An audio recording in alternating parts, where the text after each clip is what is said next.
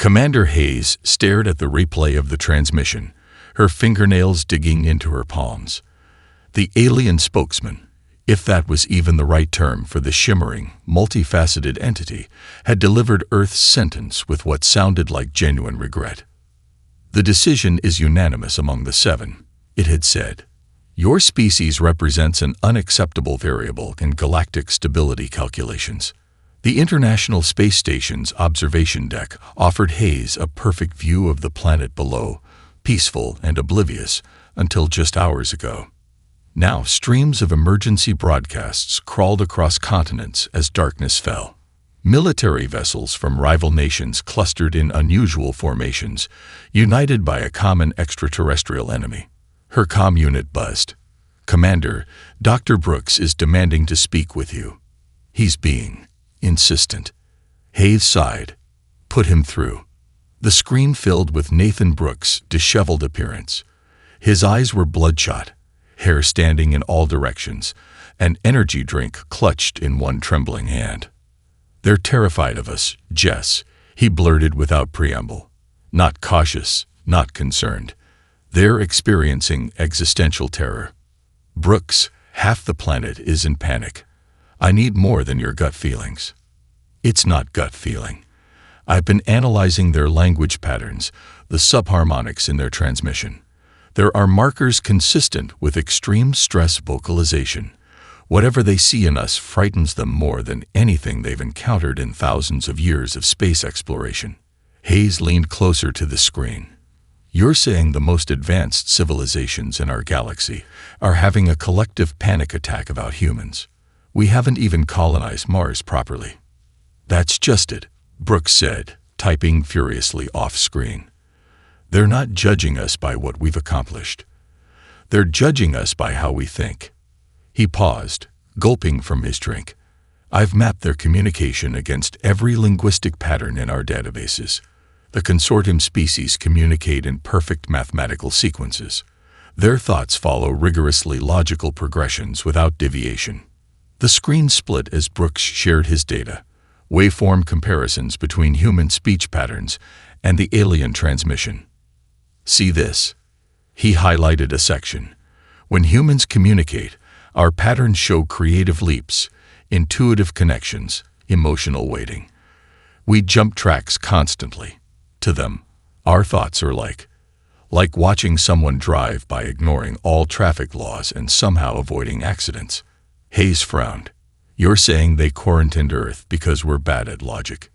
"No, because we're too unpredictable while still being successful. It violates everything they understand about intelligence. Imagine encountering a pianist who plays magnificent concertos by randomly hitting keys. It shouldn't work, but it does. That's how they see us." A priority alert flashed across Hayes' screen. China had launched 3 spacecraft toward the moon. Russia and the United States were mobilizing their space forces. The quarantine line hadn't even been established yet, and already humanity was testing boundaries. "Brooks, I need solutions, not theories. The Security Council meets in 1 hour, and I need to tell them something other than aliens think we're chaotic." Brooks leaned into the camera, his expression suddenly focused. "Tell them we need to demonstrate our predictability by being completely unpredictable. If the consortium fears chaos, let's show them what real chaos looks like when it's purposeful." Hayes watched another emergency light blink on her console. "I think humanity's already taking your advice, Doctor, whether we want to or not." Captain Reynolds felt the subtle shift as the Pathfinder transitioned to FTL speed.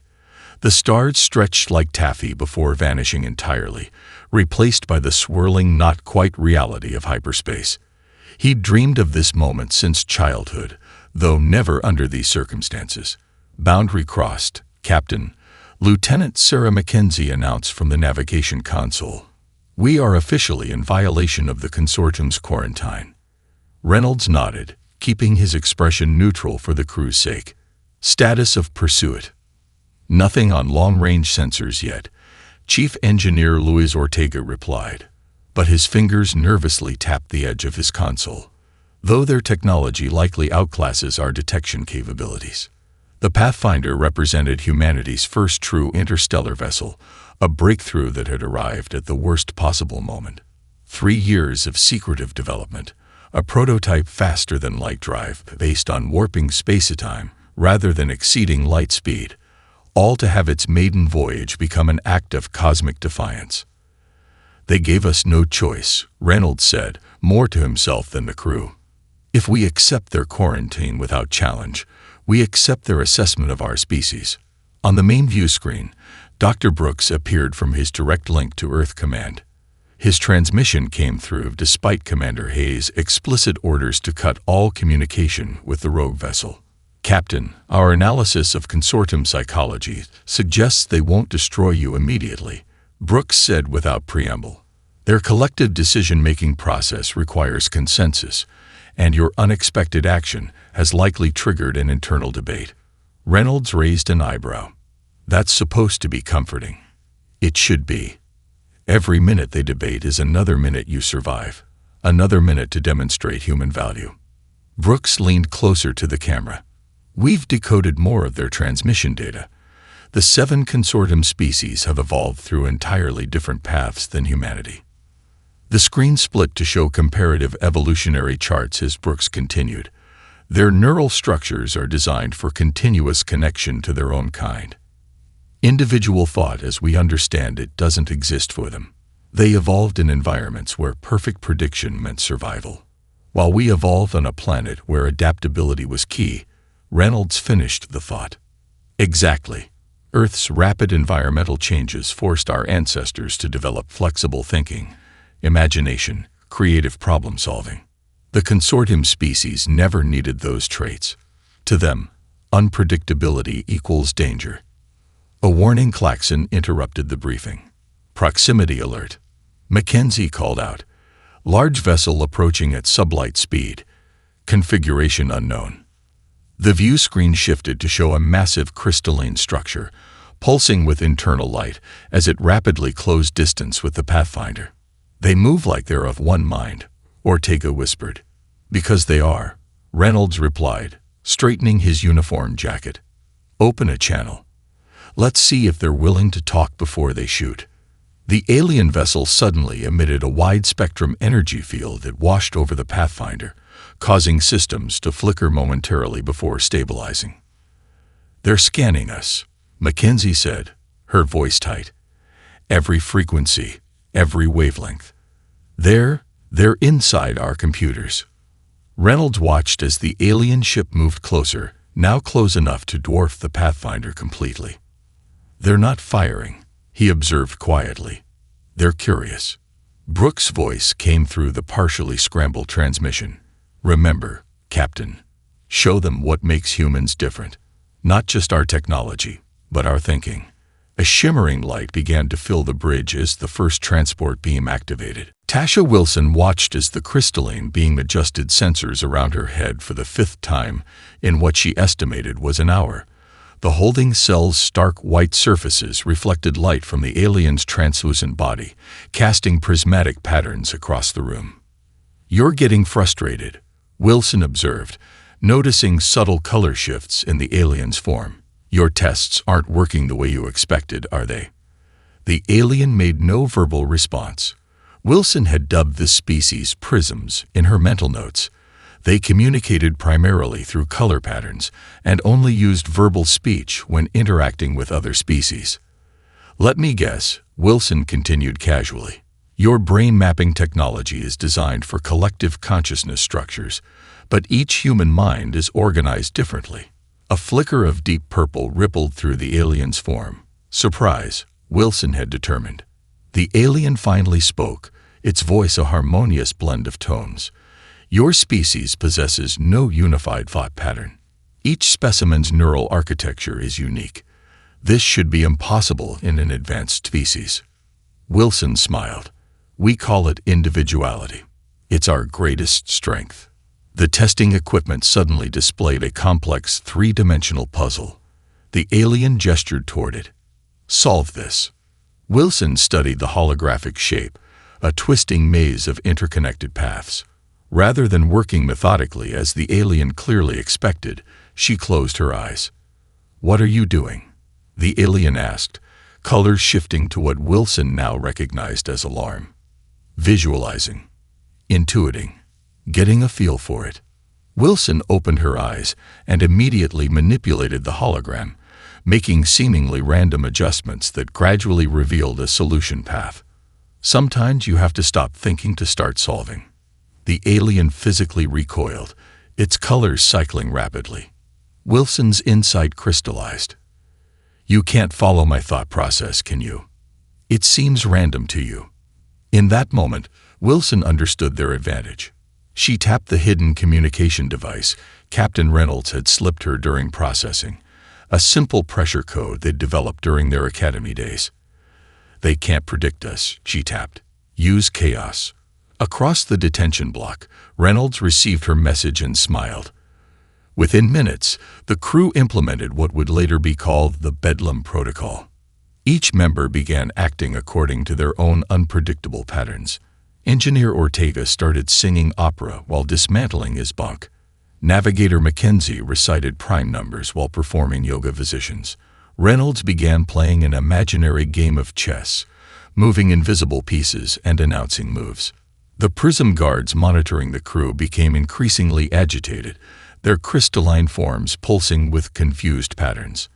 When multiple guards converged on Ortega's cell, Reynolds slipped through his temporarily deactivated force field. Meanwhile on Earth, Commander Hayes watched Dr. Brooks pace frantically around his lab. "The consortium has taken our people, and you're smiling," Hayes demanded. "Because they've made their first mistake," Brooks replied. "They're studying us like specimens instead of talking to us like equals. If Wilson and Reynolds are as smart as their files suggest, they'll discover what I have. The consortium's perfect logic is perfectly predictable." Hayes leaned forward. "You're suggesting we use their own predictability against them." "Exactly. Their quarantine is based on their inability to calculate human variables. So let's give them more variables than they can possibly process." Brooks displayed a carefully crafted message. "I propose we transmit this to every consortium communication channel simultaneously." Hayes read the proposed transmission, a cultural olive branch wrapped in a subtle demonstration of human creativity, and nodded slowly.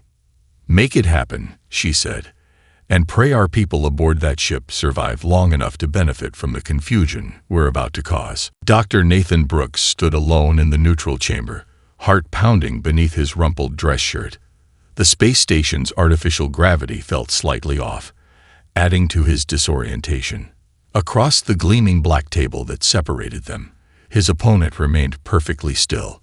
The consortium champion called itself Nexus, though Brooks suspected this was a simplified designation for human benefit. Its form resembled a translucent humanoid sculpture made of flowing liquid crystal, with millions of tiny lights pulsing beneath its surface in complex, mathematically perfect patterns. "The final challenge begins," announced the automated mediator, a floating sphere equidistant between them. "This test evaluates predictive reasoning and pattern adaptation." The table's surface illuminated, revealing a game grid of interconnected nodes. Brooks had been briefed that this was a consortium strategy game similar to chess, but with thousands of possible moves per turn and rules that changed based on previous actions. Nexus moved first, its crystalline finger tracing a complex path across the board. The nodes it touched illuminated in sequence, creating a pattern that seemed to ripple outward with mathematical precision. "Your species has played this game for 8,000 years. Nexus said, its voice like harmonizing wind chimes. "Our algorithms are perfected. You cannot win through conventional strategy." Brooks studied the board, aware that billions across the galaxy were watching this match, including everyone on Earth with access to a screen. Commander Hayes had been brutally honest. "We need a miracle. Brooks, show them something they've never seen." He reached toward the board, then deliberately withdrew his hand. "Before I move, I'd like to ask you something." Nexus tilted its crystalline head, lights flickering in what Brooks recognized as confusion. "Questions are not part of game protocol." "That's exactly my point," Brooks said, smiling. "Why do you follow protocols so rigidly?" Have you ever considered playing just for the joy of discovery? Joy is irrelevant to optimal strategy, Nexus replied. Is it though? Brooks finally made his move, selecting a seemingly random pattern that sacrificed his strongest positions. Sometimes the purpose of play isn't to win, but to create something beautiful. Nexus stared at the board, its internal lights accelerating. Your move is suboptimal by 78.3%. Why would you deliberately reduce your probability of success? Brooks leaned forward. Because I'm not playing to win this round. I'm playing to learn how you think. The watching consortium observers rippled with color patterns equivalent to confused murmurs. The concept of strategic sacrifice for information gathering rather than immediate advantage was alien to their perfectly logical thought processes. Nexus made its counter move, exactly as Brooks had predicted it would, the mathematically perfect response to his deliberate mistake. This isn't computation, Brooks said softly, making his next move with casual confidence. This is jazz. Jazz? Nexus's form flickered questioningly. Human music based on improvisation. Structure exists, but within it, infinite creative possibility. Brooks traced a new pattern on the board. Each player responds to what came before, creating something that couldn't exist without both voices. As the game progressed, Brooks continued making unpredictable moves, sometimes brilliant, sometimes seemingly foolish, narrating his thought process aloud. He described making choices based on aesthetic preference, emotional resonance, and even random whim. Nexus' internal light patterns grew increasingly erratic as it attempted to model Brooks's unpredictable strategy. For the first time, in 8,000 years of consortium game history, the champion couldn't calculate its opponent's next move with any reliable accuracy.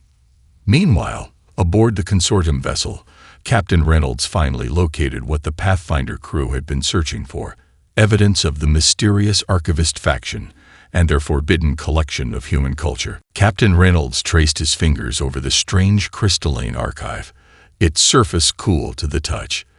The hidden chamber aboard the consortium vessel hummed with quiet energy, walls lined with thousands of storage units containing Earth's cultural heritage, everything from Renaissance paintings to pop music, ancient myths to modern novels. They've been studying us for centuries, Reynolds whispered to Officer Wilson. This isn't just casual observation. This is obsession. Wilson nodded, examining a display showing the evolution of human writing systems. The question is why? If they fear us so much, why preserve all this? A soft chime echoed through the chamber as a hidden door dilated open. Reynolds and Wilson ducked behind a massive storage column, weapons ready. Instead of security forces, a solitary figure entered, different from the prisms they'd encountered before. This being had a more defined form, its crystalline structure etched with complex patterns that seemed to tell a story. You need not hide, humans, the alien said, its voice resonating with a deeper timbre than the others. I am Keeper, an archivist. I have been waiting for this moment. Reynolds emerged cautiously, Wilson covering him. You've been expecting us. Not you specifically, but your species eventually. The quarantine was always destined to fail. The archivist moved to a central console, activating a holographic display. What I show you now is forbidden knowledge among the consortium. The display blossomed into a complex web of interconnected nodes, resembling a galaxy-spanning decision tree.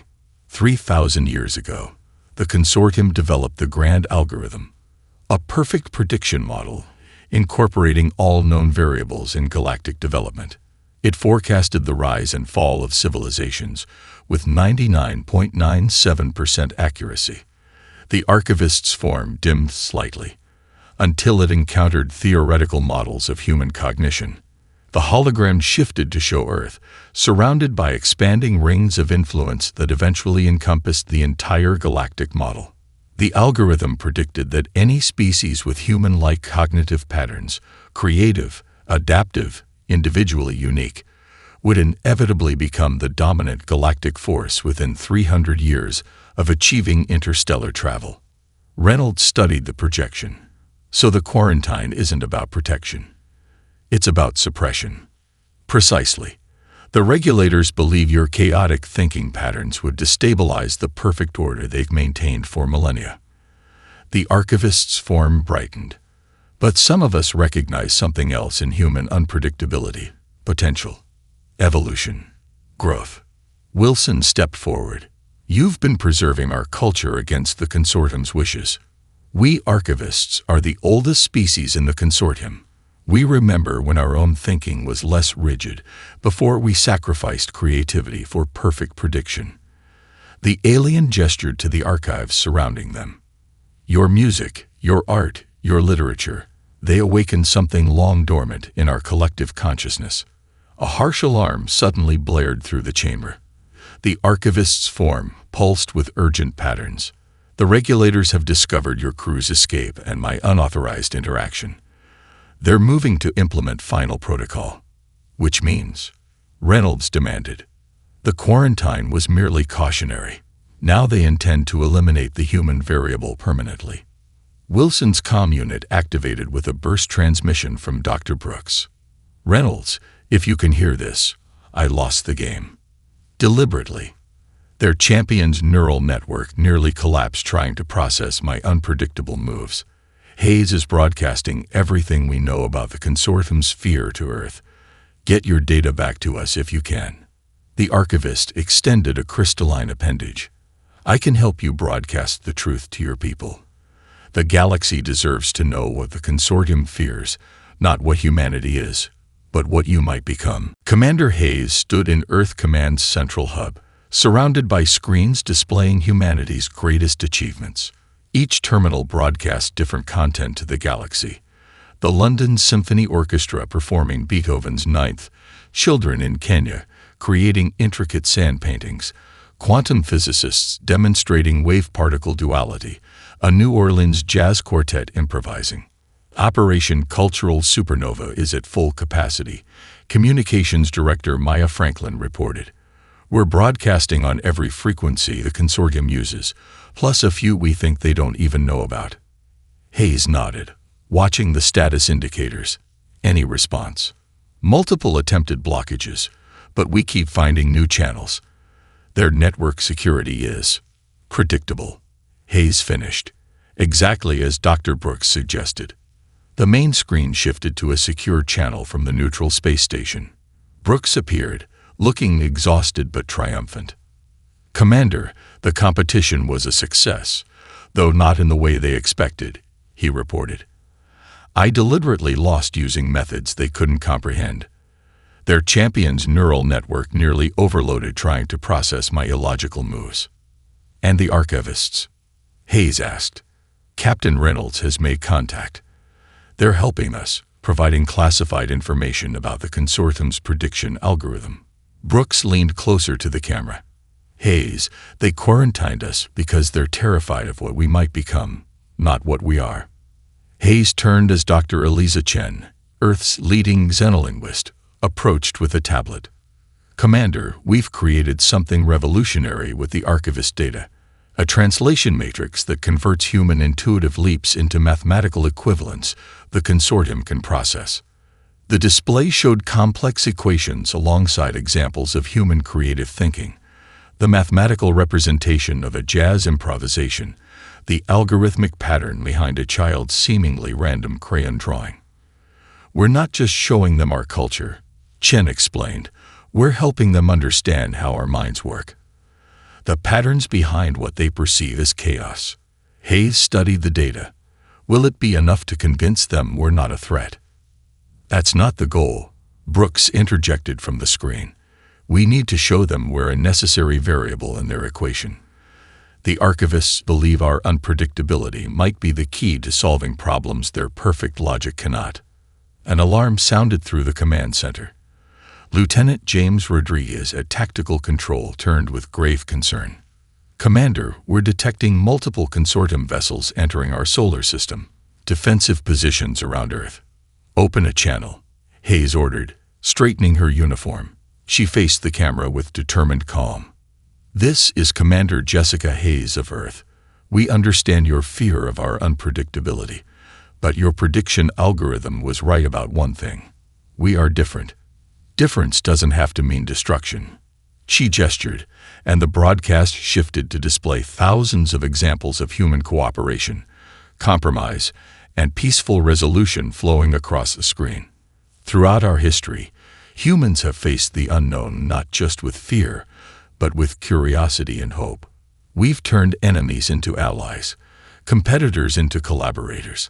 Our chaotic thinking doesn't just destroy, it creates. As Hayes spoke, reports flooded in from across the consortium network. Ordinary citizens were accessing the human cultural broadcasts despite regulator attempts to block them. Consortium scientists were studying the translation matrix with growing fascination. The rigid unity of the Seven was showing the first cracks in millennia. The quarantine was based on fear of what we might become, Hayes continued. We invite you to help shape that future, together. The Emergency Council chamber fell silent as the long-range sensor data displayed on the massive central hologram. Representatives from all 7 consortium species surrounded the table, their forms reflecting their evolutionary paths. Crystalline prisms, vaporous mists, multi-appendaged cephalics, and others less easily described in human terms. For the first time in consortium history, humans attended the council. Commander Hayes, Dr. Brooks, and Captain Reynolds stood together, still processing the irony of their situation. 3 days ago, the consortium had quarantined Earth as a threat. Now they sought humanity's help against an existential danger. The machine intelligence approaches from the Andromeda Galaxy, explains Supreme Regulator Vox, its crystalline form pulsing with grave patterns. They have consumed 2 galaxies already. Our long-range sensors detected their scout ships at the outer boundary. The hologram shifted to show artificial constructs unlike anything humans had seen, fractal structures that seemed to fold through dimensions beyond normal space. Our predictive algorithms have run 8.7 billion simulations, continued the cephalic representative, its tentacled appendages manipulating data streams. The highest survival probability is 3.02%, and that assumes perfect coordination of all consortium resources. Hayes studied the projections, then glanced at Brooks. He nodded slightly. Your algorithms assume the enemy operates on logical patterns you can predict, Hayes said. But what if we introduce variables they can't calculate? The chamber rippled with dismissive color patterns from several representatives. With respect, Commander, Vox responded. This threat operates on machine logic far beyond even our understanding. If we cannot predict their movements, how could human chaos possibly help? Reynolds stepped forward. Because chaos is precisely what machines can't process effectively. They excel at calculating known variables within established parameters. They struggle with true randomness. Brooks activated his datapad, projecting a simulation alongside the consortiums. We've assembled a team on Earth, game designers, military strategists, science fiction authors, improvisational performers.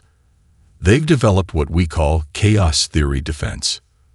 The simulation showed ships moving in completely unpredictable patterns, attacking from impossible angles, retreating when victory seemed assured, striking when defeat seemed certain. This makes no tactical sense, objected the mist representative, its vaporous form swirling with confusion. Exactly, Brooks replied. That's precisely why it works.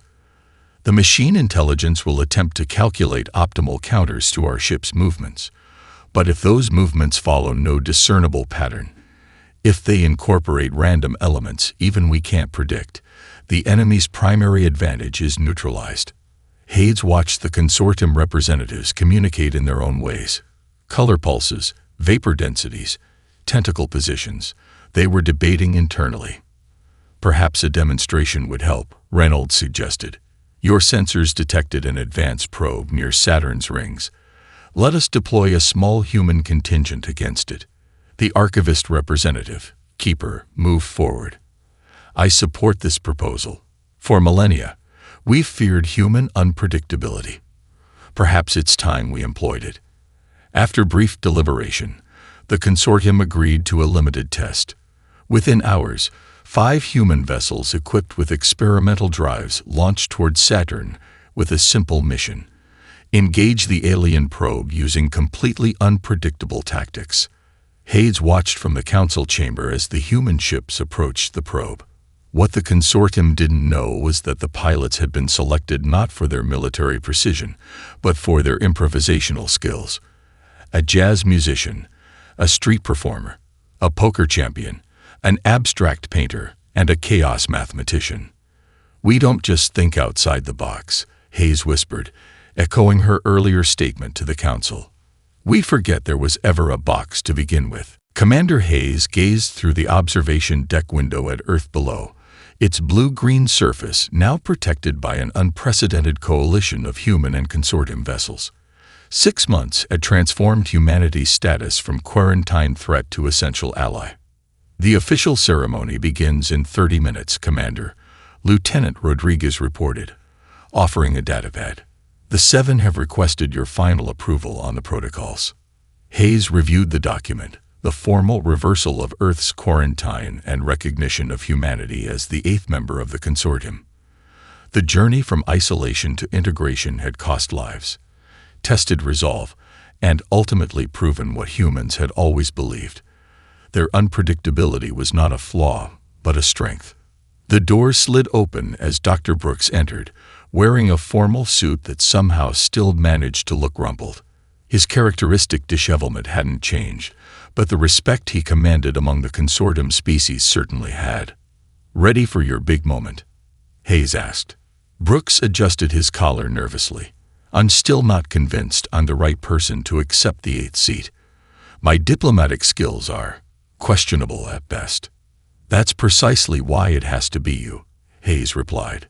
"You understood the consortium psychology first. You demonstrated that human chaos follows patterns they couldn't see. The archivists specifically requested you." The viewing screen activated, showing the aftermath of what historians now call the Andromeda engagement. The human-led Chaos Fleet had prevailed against the machine intelligence using strategies no algorithm could have predicted. Attack patterns based on children's games, deployment formations inspired by jazz improvisation, and tactical responses drawn from ancient samurai texts. "We won because we were illogical," Brooks mused, studying the footage. "The machines couldn't calculate what made no mathematical sense. Yet it made perfect sense to us."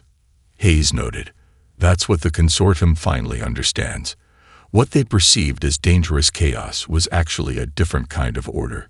Adaptive, creative, intuitive." Captain Reynolds joined them, now wearing the insignia of the newly formed Exploration Corps. "The first official expedition beyond the solar system launches next week. We're taking a mixed crew, humans and consortium members training together." "And Officer Wilson?" Hayes inquired.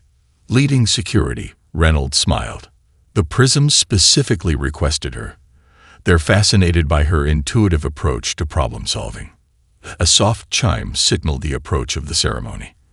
As they walked toward the council chamber, Hayes reflected on humanity's journey. The quarantine that had seemed a sentence had become the catalyst for transformation, not just for Earth, but for the entire consortium. Inside the chamber, representatives of all 7 waited, along with billions watching across the galaxy. The Archivist Keeper stepped forward, its crystalline form glowing with formal patterns. "Today we correct an error born of fear," it announced. "What we once quarantined as chaos, we now welcome as creation. What we viewed as danger, we recognize as possibility." Dr. Brooks approached the center of the chamber to accept humanity's position. True to form, his speech involved an unexpected knock-knock joke, 3 quantum physics analogies, and a brief piano improvisation that left half the aliens bewildered and the other half captivated. As the ceremony concluded, Commander Hayes gazed at the new consortium emblem, now featuring 8 interconnected symbols rather than 7. Earth's contribution was represented by a spiral, ever-changing yet patterned, chaotic yet purposeful. The quarantine was lifted. The stars beckoned, and humanity's beautiful, unpredictable chaos would help guide the galaxy's future.